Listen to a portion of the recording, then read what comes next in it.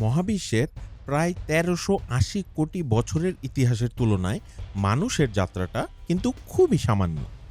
৩ লক্ষ বছর আগেও আমরা বনে জঙ্গলে ঘুরে বেড়াতাম কালকের দিনটা কিভাবে বাঁচবো সেটা চিন্তা করে। আর আজকে আমরা মঙ্গলে যাওয়ার প্ল্যান করছি। চলুন খুব সংক্ষেপে এই মহাযাত্রার ইতিহাসটা দেখে আসি।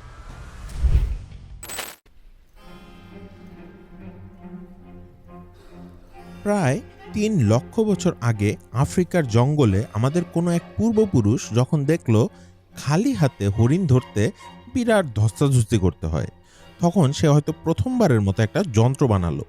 একটা পাথর অন্য আরেকটা পাথর দিয়ে ভেঙে ধারালো করে নিল। এটা ছিল আমাদের প্রথম মাল্টি টুল। ঢিল দিয়ে প্রাণী কাবু করা যায়, মাংস কাটা যায়, আবার চেষ্টা করলে মাটিও খোঁড়া যায়। এরপর ১,২৫,০০০ বছর আগে এলো আগুন।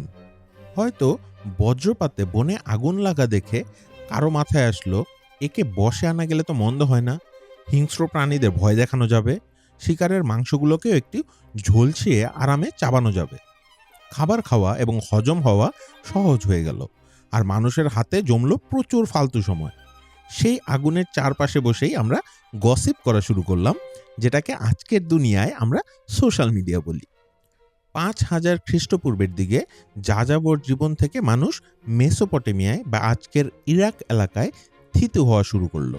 তারা গম চাষ করলো, চাকা আবিষ্কার করলো। তবে শুরুতে চাকা কিন্তু ব্যবহার করা হতো তা দিয়ে মাটির হাঁড়ি পাতিল বানাতে। তারপর হয়তো কোনো এক অলস লোক ভাবলো, ভারী বোঝা মাথায় নেব কেন, চাকাটা কাত করে শুয়ে দিলেই তো গড়িয়ে গড়িয়ে যায়। টাকা আর ট্যাক্সের হিসাব রাখার সময় তারা আবিষ্কার করলো প্রথম লিখন পদ্ধতি, যাকে আমরা বলি কিউনিফর্ম। মোটিভেশন কিন্তু কোনো মহাকাব্য লেখা ছিল না, ছিল কার কাছে কত বস্তা গম পাওনা আছে তার হিসেব রাখা। সেই এলাকার আরেক প্রতিবেশী মিশরীয়রা সেই লেখার সিস্টেমটাকে আরও শৌখিন করে তুলল। তৈরি হলো হায়ারোগ্লিফিক। তাদের ফারাওদের আবার বেশ ইগো ছিল। তারা ভাবলো, আমি মারা যাওয়ার পরে যেন আমার ঘরটা সবচেয়ে বড় হয়। এই রাজকীয় জেদ মেটাতে গিয়ে ইঞ্জিনিয়ারদের জ্যামিতি আর স্থাপত্যবিদ্যা শিখতে হলো। ওই বিশাল বিশাল পাথর কিভাবে ১ ইঞ্চিও এদিক ওদিক না করে বসানো যায়, সেখান থেকেই জন্ম নিল আধুনিক স্থাপত্যবিদ্যা। মিশরীয়রা যখন মমি নিয়ে ব্যস্ত, তখন আমাদের এই অঞ্চলে সিন্ধু সভ্যতার মানুষরা ফিউচারিস্টিক শহর বানাচ্ছিল। মহেঞ্জোদারো, হারপ্পা। খ্রিস্টপূর্ব ২৫০০ অব্দেই তারা এমন এক আরবান স্যানিটেশন ব্যবস্থা তৈরি করেছিল যা আজকের অনেক আধুনিক শহরকেও লজ্জা দেবে। তারা শুধু ড্রেনই বানায়নি, তারা বানিয়েছিল প্রাইভেট ফ্লাশ টয়লেট, ব্যক্তিগত কুয়া এবং আন্ডারগ্রাউন্ড ড্রেনের একটা নেটওয়ার্ক। সিন্ধু সভ্যতার মানুষেরা সেই সময় সিভিল ইঞ্জিনিয়ারিংয়ের একটা মাস্টারপিস তৈরি করেছিল। প্রতিবেশী আরেক অঞ্চল পারস্যে ৩,০০০ বছর আগেই মানুষরা মরুভূমিতে টিকে থাকার জাদুকরী এক কৌশল শিখছিল। তারা আবিষ্কার করলো কানাট, মাটির নিচ দিয়ে মাইলের পর মাইল সুড়ঙ্গ খুঁড়ে পানি আনার সিস্টেম। কারণ মরুভূমির রোদে পানি সব বাষ্প হয়ে উড়ে যেত। তারাই আবার বাতাস ব্যবহার করে বানিয়ে ফেলল পৃথিবীর প্রথম উইন্ড মিল। উদ্দেশ্য ছিল সেটা দিয়ে মরুভূমির বাতাসকে কাজে লাগিয়ে শস্য মারাই করা।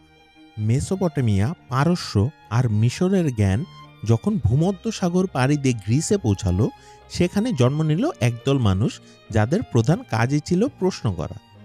থ্যালেস প্রথমে প্রশ্ন করলেন, বজ্রপাত কি আসলে দেবতার রাগ নাকি স্রেফ মেঘের ঘর্ষণ? পিথাগোরাস বিশ্বাস করতেন মহাবিশ্ব গণিত দিয়ে তৈরি। যদিও তিনি জ্যামিতির সেই সূত্রটা প্রথমবার ব্যবহার করেননি, কিন্তু ভাগ্যক্রমে তার নাম এর সাথে জুড়ে গেল। আর্কিমিডিস বাথটাবে বসে প্লবতা আবিষ্কার করে জামা কাপড় ছাড়াই ইউরেকা ইউরেকা বলতে বলতে রাস্তা দিয়ে দৌড়িয়ে রাজার কাছে চলে গেলেন মুকুটের ভেজাল জানানোর জন্য। এরপর এলো বিগ থ্রি। সক্রেটিস শেখালেন প্রশ্ন করতে, প্লেটো শেখালেন আদর্শ পৃথিবীর স্বপ্ন দেখতে, আর অ্যারিস্টটল আমাদের যুক্তি দিয়ে বাস্তব জগৎকে চিনতে বললেন। এদিকে ধীরে ধীরে রোমানদের উত্থান শুরু হয়ে গেছে। তাদের মোটিভেশন ছিল জয় করো, শাসন করো আর আয়েশ করো। তারা কনক্রিট বানালো এমন সব রাস্তা, ব্রিজ আর অ্যাকুইডাক্ট যা ১০০০ বছর পরেও টিকে আছে। তারা ঝর্ণার পানি শহরের মাঝখানে নিয়ে আসার ব্যবস্থা করল। একই সময় আটলান্টিকের ওপারে মায়া সভ্যতার মানুষেরা আকাশের দিকে তাকিয়ে অঙ্ক কষছিল। তারা শুক্র গ্রহের কক্ষপথ কিভাবে নিখুঁতভাবে হিসাব করা যায় সেটা বের করলো। তারা শূন্যের ধারণা নিজেদের মতো তৈরি করলো। বনের ভেতরে বসে নাসা লেভেলের ক্যালকুলেশন করে রেখেছিল, যাতে দেবতারা কখন খুশি হবে আর কখন সূর্যগ্রহণ হবে তা আগে ভাগে বলা যায়। আবার আমাদের প্রতিবেশী অঞ্চলে চীনারা চাচ্ছিল অমর হতে।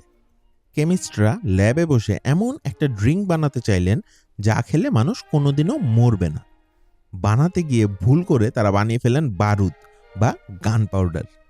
অমর হওয়া তো দূরে থাক, এমন এক জিনিস বানালেন যেটা দিয়ে নিমিষেই শত শত মানুষকে নাই করে দেওয়া যায়। আবার তারাই বানালেন কম্পাস, প্রথমে ভাগ্যের চাকা কোন দিকে ঘুরছে তা নির্ণয়ের জন্য, পরে সেটা দিয়েই শুরু হলো সমুদ্র বিজয়। প্রথম পর্বের একদম শেষ দিকে 499 সালে আমরা দেখতে পাই আমাদের এলাকার মাস্টার মাইন্ড আর্যভট্টকে। তিনি দেখলেন 1 থেকে 9 এই সংখ্যাগুলি দিয়ে গুণাগুনি করে মন ভরছে না, তার আরও অনেক বড় হিসেব করতে হবে। তিনি নিয়ে আসলেন শূন্যের কনসেপ্ট। এই একটা শূন্য ছাড়া আজকের ডিজিটাল দুনিয়া স্রেফ আমাদের কাছে একটা স্বপ্ন হয়ে থেকে যেত।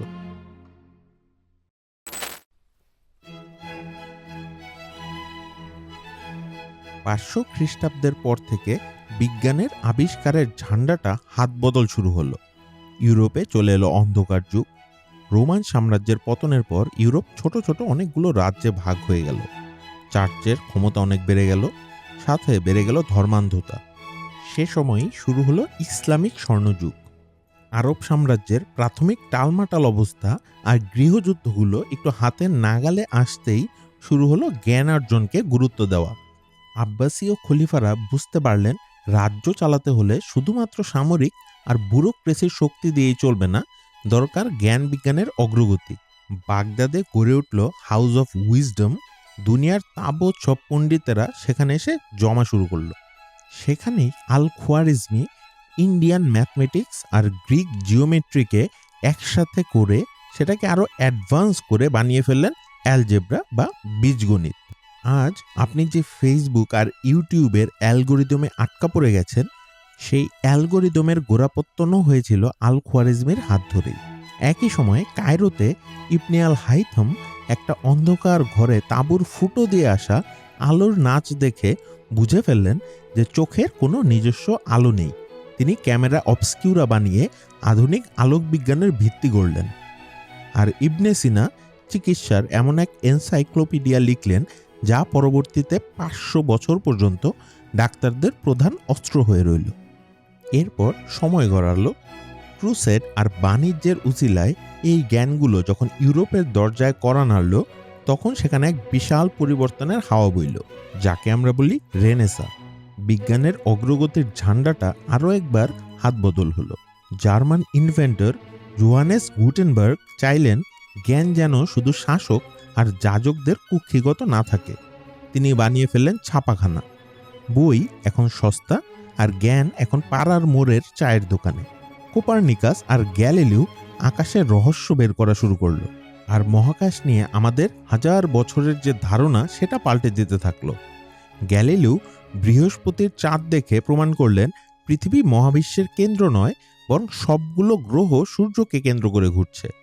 এতে জ্ঞানের ওপর চার্চের যে একচ্ছত্র আধিপত্য ছিল সেটার ব্যাঘাত ঘটল।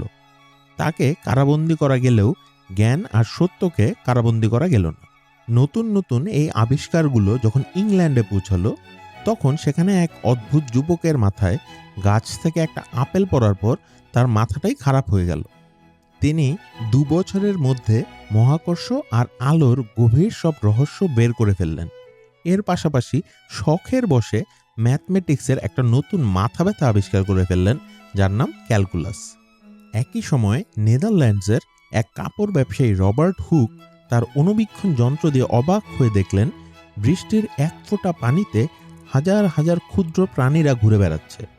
মানুষ জানল বিশাল আকাশের বাইরেও মানুষের চোখের আড়ালে খুব ক্ষুদ্র কিন্তু বিশাল এক জগৎ আছে। 18 শতকের শেষের দিকে বিজ্ঞান ল্যাবরেটরি থেকে মানুষের জীবনে ঢুকে গেল। এডওয়ার্ড জেনার দেখলেন গরুর যে খামারিরা, তারা কেন যেন বসন্ত রোগে মারা যায় না। যেটা ঘাটতে গিয়ে তিনি আবিষ্কার করে ফেললেন টিকা। আর কেমিস্ট্রিতে ল্যাভুইশিয়ে আলকেমি বা জাদুটোনাকে একপাশে সরিয়ে প্রমাণ করলেন বাতাস আসলে গ্যাসের মিশ্রণ। আধুনিক কেমিস্ট্রির ভিত্তিটা অনেকখানি তার উপরই দাঁড়িয়ে আছে।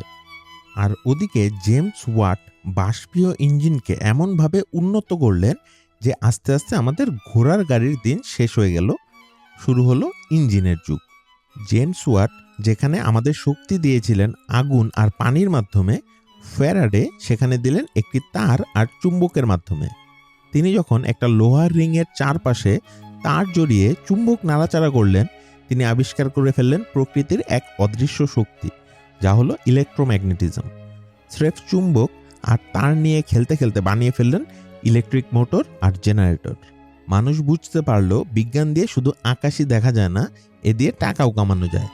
বাষ্প আর বিদ্যুতের সেই গর্জনেই জন্ম নিল আমাদের আজকের আধুনিক যান্ত্রিক সভ্যতা।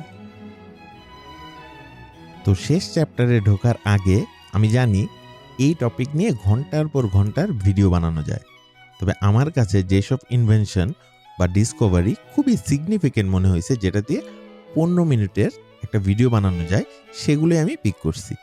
তো আপনার যদি মনে হয় কোনো সিগনিফিকেন্ট কিছু বাদ পড়ে গেছে, তাহলে সেটা অবশ্যই কমেন্টে জানাবেন।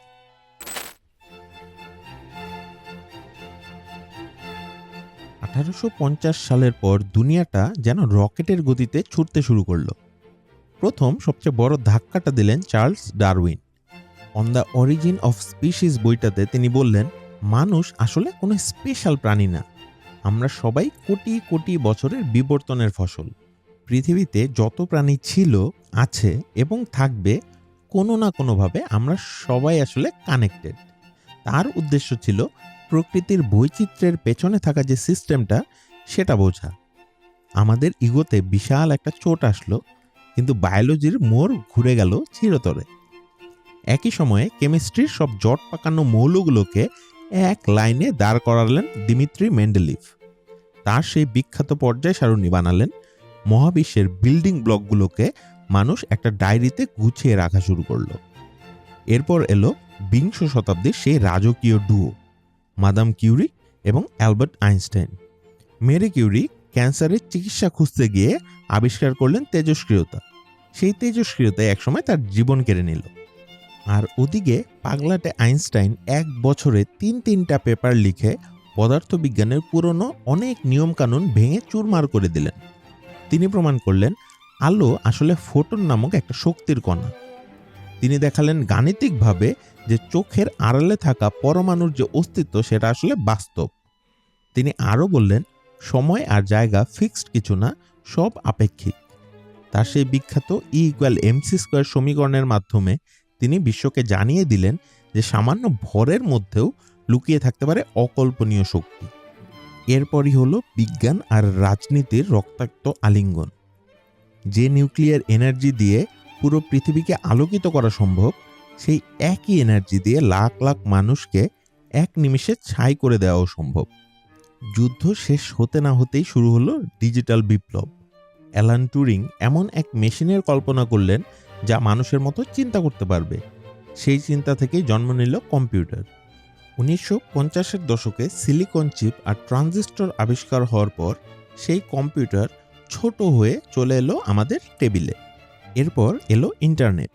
যদিও এটা আবিষ্কারের প্রাথমিক উদ্দেশ্য ছিল যদি কোনো পারমাণবিক যুদ্ধ লাগে, সে সময়েও যেন কমিউনিকেশন না থামে, কিন্তু শেষ পর্যন্ত আমরা এটাকে ব্যবহার করলাম মিম শেয়ার করার জন্য। 90-এর দশকে আমাদের ডিএনএর কোড ভাঙা শুরু হলো হিউম্যান জিনোম প্রজেক্ট। বিজ্ঞানীরা চাইলেন মানুষের শরীরের সব রোগ বা ত্রুটি সরিয়ে ফেলতে। এরপর এলো স্মার্টফোন, যা আমাদের দুনিয়াকে হাতুর তালুতে নিয়ে এলো। আর এখন শুরু হচ্ছে আর্টিফিশিয়াল ইন্টেলিজেন্সের যুগ। আমরা এমন এক বুদ্ধিমান সিস্টেম বানাচ্ছি যা কবিতা লিখতে পারে, কোডিং করতে পারে, ছবি আঁকতে পারে, আবার বিজ্ঞানের একটা সংক্ষিপ্ত ইতিহাসের স্ক্রিপ্ট লেখার ক্ষেত্রে সাহায্যও করতে পারে। 3 লক্ষ বছর আগে আমরা একটা পাথর ঘষছিলাম যাতে হরিণ মেরে খেতে পারি, আর আজ আমরা একটা কাচের স্ক্রিন ঘষাঘষি করছি যাতে ফুড পান্ডা দিয়ে খাবারটা আমাদের দরজায় দিয়ে যায়।